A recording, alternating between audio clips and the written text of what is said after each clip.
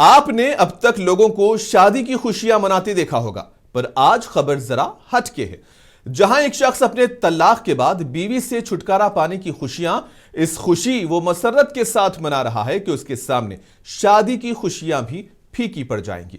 वो कहते हैं कि हर अंजाम उदास या खामोश नहीं होता, कभी कभी ये एक नई शुरुआत की तरफ ले जाता है। इसने जब बीवी को तलाक देकर छुटकारा पाया तो मां ने भी अपने बेटे का अभिषेकम किया, जिसमें दूध से नहलाया जाता है, जो उनके अकीदे के लिहाज से एक रस्मी गुस्ल है, जो आमतौर पर भगवान शिव के शिवलिंग को पाक करने के लिए किया जाता है। अभिषेकम के बाद आदमी नए कपड़े पहने मुस्कुराता हुआ केक काट रहा है, जिस पर लिखा था 120 ग्राम सोना और 18 लाख रुपए नकद, जिसे उसने अपने एक्स वाइफ को देकर अपनी जान छुड़ाई और खुद को हैप्पी डिवोर्स कहकर विश करने लगा।